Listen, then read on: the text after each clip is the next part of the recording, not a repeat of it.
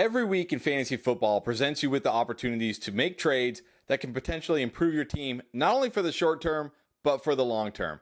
Let's talk about some guys that I think you could go out and buy low right now that have the potential to turn your team into a championship contender by season's end. And let's start with Amon-Ra St. Brown, and this has nothing to do with his performance. I mean, he didn't even play in week 5, and it's not like he's been bad this year. This is simply because people are very worried right now that he has a sports hernia. We know he missed week 5. All they really said was it was an abdomen injury. But we got a lot of questions on our start-sit shows over the weekend. People asking, should I trade Amon-Ra St. Brown? Legitimately worried that this is going to be a sports hernia and he's going to miss multiple weeks. And look, I'm going to sit here and be honest. I don't know. Maybe it is. Maybe it isn't. We really have no idea. But the good news here is he didn't get put on IR before the game this week. So that means the Lions obviously don't think this is going to be a long-term thing. So if you're a team that is 5-0, 4-1, maybe even 3-2, and you can be okay without Amon-Ra St. Brown for potentially another week, a couple weeks, maybe 3 weeks, he is a great buy low right now because people are legitimately worried about this injury. And I think a trade like Kyren Williams and Tyler Lockett could get it done. Kyren Williams gets most of the work there in LA. People value him very highly, but as we've seen, he's very touchdown dependent, and this is a pass-heavy offense. And look, Tyler Lockett's a good wide receiver. I like Tyler Lockett, but he's very kind of up and down, a volatile wide receiver. Amon-Ra, a top 10 stud wide receiver when healthy. Or maybe a running back like Derrick Henry and a wide receiver like Drake London. I know Derrick Henry didn't come off the best game. He hasn't had the best season, but people still value him pretty highly. And he's a running back, which a lot of people need right now. And look, Drake London coming off a nice game again. He's had a few nice games. People might be buying back into him. I think this combo could get it done if the person in your league is really panicking about Amon-Ra St. Brown's injury.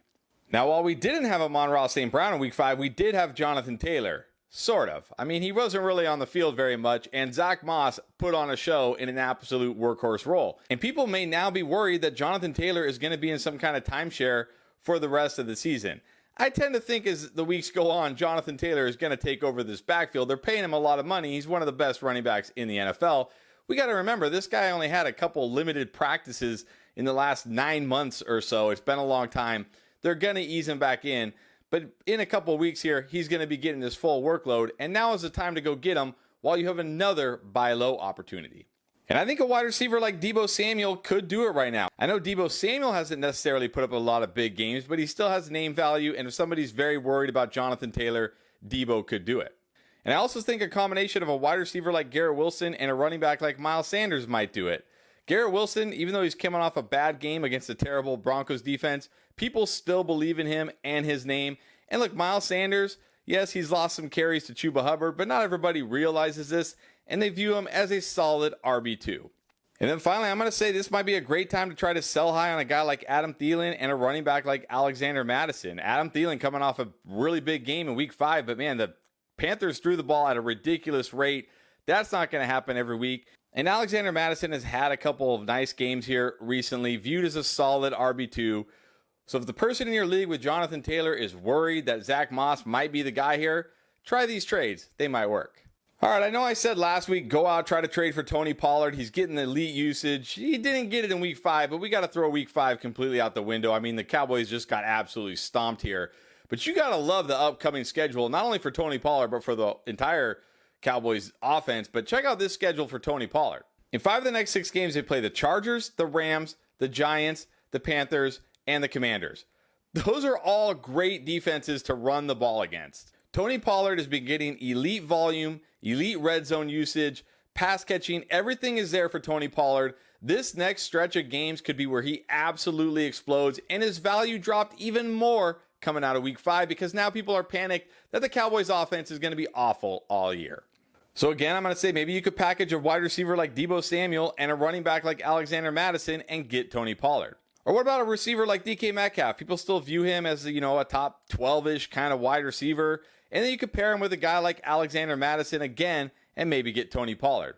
And this could be a great time to sell high on DJ Moore. Moore coming off a great game. He's actually been good this year. And Justin Fields has looked good the last 2 weeks. So if people are worried about this Cowboys offense and now buying into this Bears offense, DJ Moore may get you Tony Pollard. All right, now I'm going to give you 3 wide receivers, and I'm going to lump them together because I kind of feel they're similarly valued. And when I give you the trades at the end, I think you can make these trades for any of these three guys, and it will probably work. Let's start with T. Higgins, a guy that's always underrated in fantasy. Hasn't had a great start to the year. Had that one big week 2 game, and that's pretty much it. Missed week 5 with a rib injury, but we know rib injuries aren't the kind of long-term things you got to worry about. He could be back in week 6. We don't know yet. But we did see that Joe Burrow and this offense showed signs of being back. That's great for T. Higgins. T. Higgins, to me, still a top 15 wide receiver going forward when healthy. So if you can buy low on him, do it. You should also be trying to buy low on Chris Olave. I know he hasn't put up huge games yet. He had nice weeks 1 through 3. Didn't do much the last couple of weeks. But this offense and this passing attack is going to get better. And Derek Carr looked much more healthy in week 5 than he did in week 4. Chris Olave still has tons of upside. I'd also be trying to get him. And then finally, the other wide receiver I'd be trying to get is Devonta Smith. Coming off almost a goose egg in week 5. It was the A.J. Brown, Dallas Goedert show in week 5. And it's been the A.J. Brown show the last 3 weeks. But we know Devonta Smith is a very talented wide receiver. He's going to have his games. He's going to get his. He was great to start the season. I think he gets back to that very soon.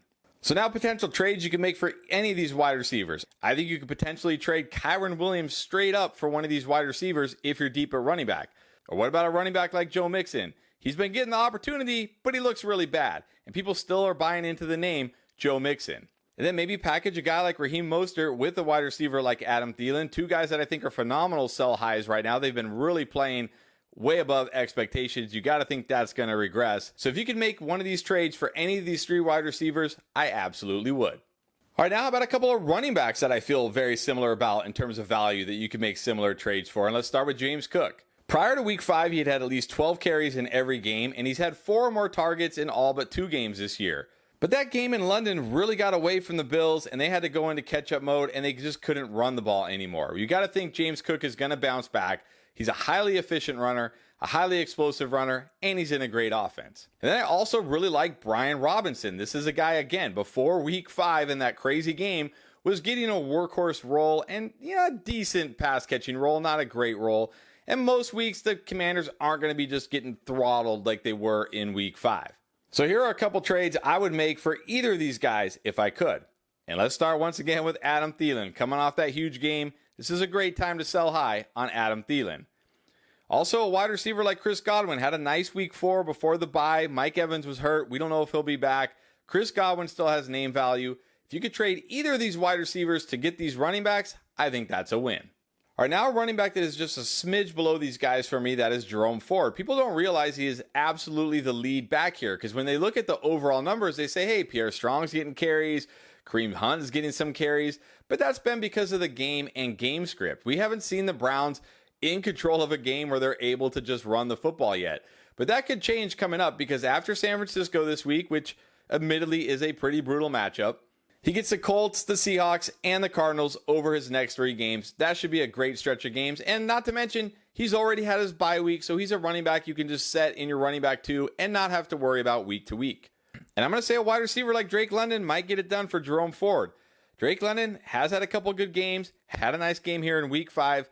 The name value is still there. If you need running back, I would move London for Ford. And then maybe a wide receiver like Jameson Williams, who people still strongly believe in, think he's going to have a big breakout year this year, even though he didn't play much in week 5. If I could trade either of these wide receivers and get basically a set and forget RB2 like Jerome Ford, I'm doing it. Now, last week I said go trade for Zay Flowers before he blows up against the Steelers. He did not blow up against the Steelers, but that wasn't because of anything but himself. Dropped a couple easy passes, slipped on what might have been a long touchdown, really should have had a huge game in week 5, and instead he just had an okay game in week 5, and the Ravens choked to the Steelers. But that's good because it means buying opportunity is still there for Zay Flowers. Got to remember, this guy is a rookie. He's only going to get better the more and more he plays. Second half of the season, I think Zay Flowers could really be a monster. And right now, if you could sell high on a running back like Raheem Mostert, who is losing snaps to Devon Achane, I would absolutely do it. Or even a running back like Alexander Mattison, who may start to see his snaps decrease to Cam Akers. If you could move either of these running backs right now to get a wide receiver like Zay Flowers, if you're deep at running back, this is the time to do it. And then I mentioned Quentin Johnston on last week's trade video, but you still have a chance to go get him now coming out of the bye. Remember, in week 4 before the bye, he played 71% of the snaps. We see a lot of rookies get a bump after the bye. They get better after that bye week We could see that with Quentin Johnston. This is the time to go trade for him because his value is pretty rock bottom right now. In fact, you might be able to trade a running back like Jerick McKinnon to get Quentin Johnston if the team that has Johnston is desperate at running back. Or even another running back like Justice Hill, who had a decent showing in week 5. Again, if the team with Johnston really is hurting at running back, these guys might do it. And Johnston has way more upside than these guys rest of the season. Now you know some buy low players, but what about everything else you need for week 6? What about waiver wire, start sits, booms? We got you covered. Check out our playlist right here.